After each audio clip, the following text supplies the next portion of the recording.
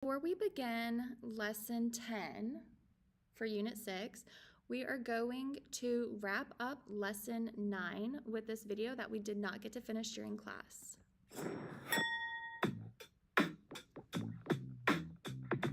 With lists, we can begin to store lots of data, and we can also think about writing code to process that data.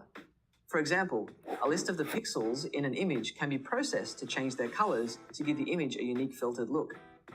A digital song file is actually just a list of waveform samples and can similarly be processed to apply digital effects. We know that computers are great at repeating commands in the form of loops. So when we want to process every item in a list in a similar way, we can use a loop to iterate through every item and take some action with it. Let's look at how we use loops to process lists.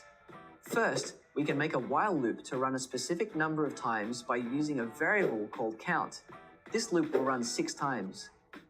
We also know that lists have numbered indexes starting at 0, and since the variable count stores a number, we can use count as our index into the list.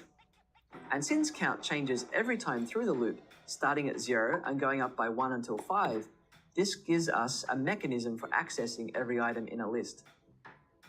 An easy first step when processing lists is to write a loop that prints out all the values in the list to make sure you are seeing everything. Let's do that here.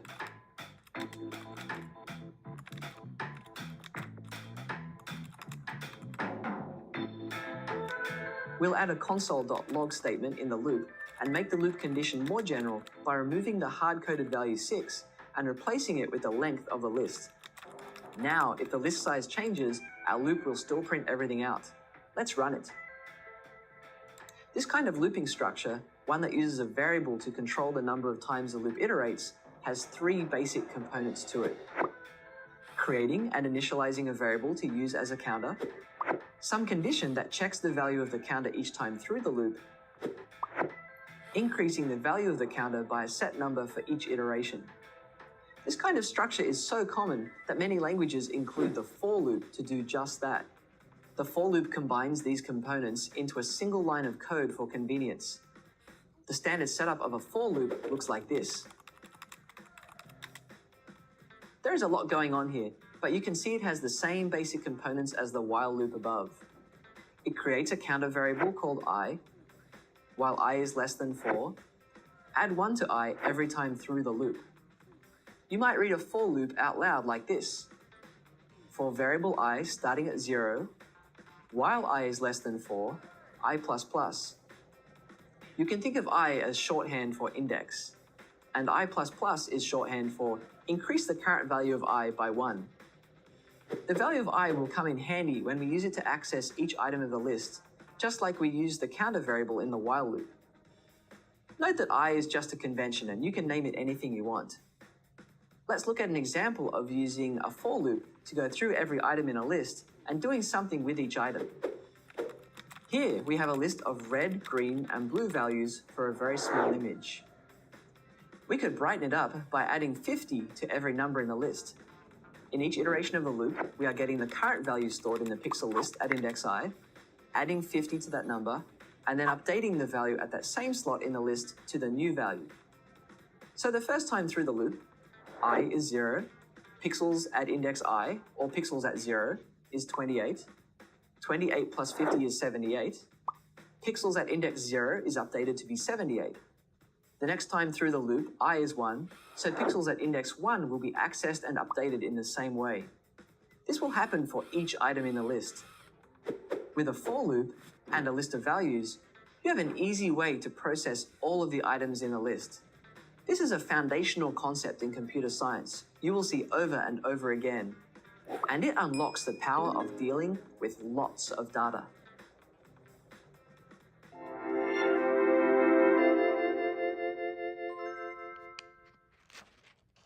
All right, so let's move on. So we want to remember that a traversal, this is a noun, is the process of accessing each item in a list one at a time, okay? The verb form of that would be to traverse, all right? And that's going to be going through each item in a list one at a time. So now we're going to investigate traversals, okay? So, quick review. How does the traversal machine work? All right, this is your index number, okay? And when index is 0, whatever index 0 is on that list, that's what's stored in the variable, okay? And then every time I increases, the index value increases, all right? Think back about what we did yesterday. Ask your neighbor if you don't remember. If you were not here, there are copies of the traversal machine hanging on the board, and you can get a copy and your neighbor can show you how to put it together. All right, now for our activity. All right, you're kind of sitting in groups of 4-ish, okay? So you're not moving, all right, unless someone who is supposed to be beside you is absent. So kind of get with about 4 people and then go to level 1 on code.org, okay? On level 1, I want each of you to read through the entire code, okay? And then I want you to decide as a group who is going to focus on which function, okay? So let one student focus on the average function, one student focus on the slow function, one student focus on the fast function, one student focus on the numbered list display function, okay? Read the code for those functions, all right, specifically, and then explain how that function is working to the rest of your group, okay? Now, the goal of you discussing this on level 1 is to give you the opportunity to see lists traversed for different reasons and with different outcomes. So you should look at the code for your assigned function and make sense of what the function does overall and how it does it. So pause the video here until you have done this and then come back.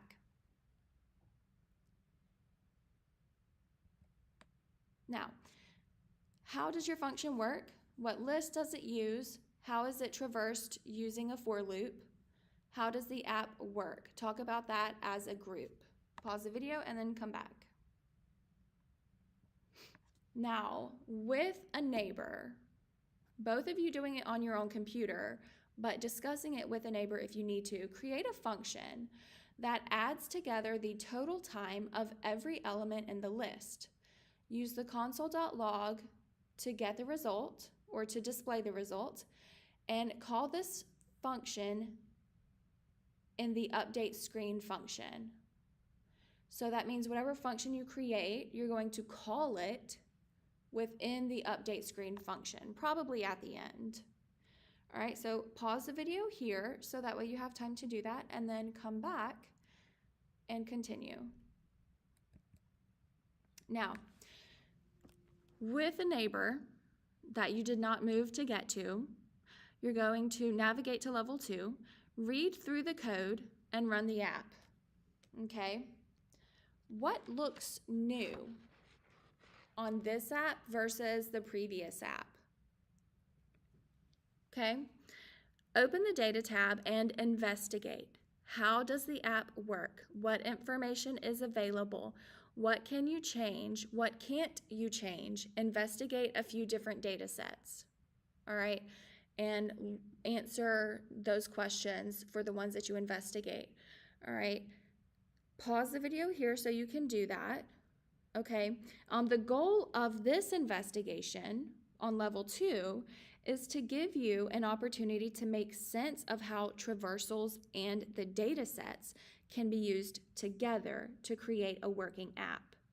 It is important to know that the algorithms in this app on level 2 have some of the same qualities as the algorithm that you will need to develop for the create performance task for the AP exam, okay?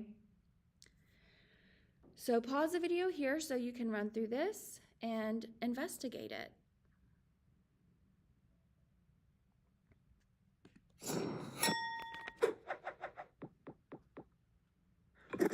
Hi, my name is Ariana, and I'm going to show you how to use the Data tab in AppLab. When viewing an AppLab project or an AppLab level, you might have noticed that there are 3 tabs: the Code tab, the Design tab, and the Data tab. When you click on the Data tab, you'll be taken to a data library where you can see different categories of data sets that you can use in building your programs and apps. You can click on a category to see the different data sets within that category. Click on a specific data set to see a little more information about that data set.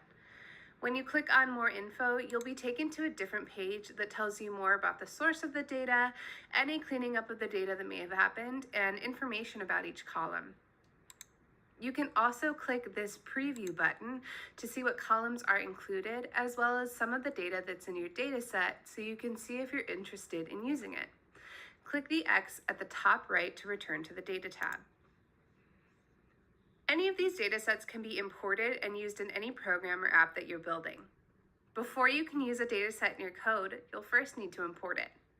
Let's say I wanted to import a data set in the geography category, like this US states data set. When I click on the name, I have the option to import by clicking on this orange import button. Then I can click on the name on the right to preview. Now I can see all of the data in columns. Any of these columns in any of these data sets can turn into a list in your project's code. If I wanted to, I could make a separate list for every column here. Once I've imported, I'm ready to use the data in my code. I'll click back to Data and then click over to the Code tab. The first thing I'll do is create a new variable that will hold a list. I'll call it State Names. Now, to get the data from the Data tab into this list, I'll go over to the Data drawer and pull out the Get Column command. Next, I select the name of the table I've imported. Now I can pick which column I want to use. I'm going to pick State Names, but you can choose any of these down here. Because Get Column returns a list, meaning it gives you back a list, you don't need to create a separate list. Notice there are no brackets here. When I print out what's in this list, you'll see that we have a full list in the console log. Notice the bracket and all 50 state names in this list.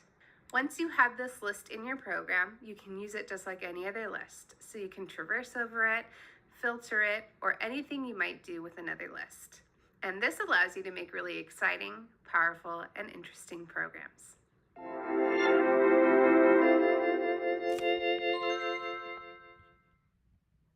All right, so now what you're going to do is you're going to modify the code. So choose a data set and import it to your project.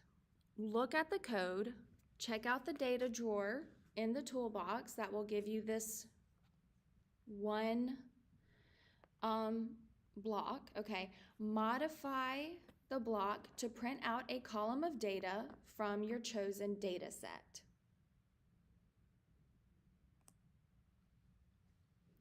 And I believe you're doing that on level 2. Now, go to level 3 with a partner and follow the directions on the screen. Read the code very carefully.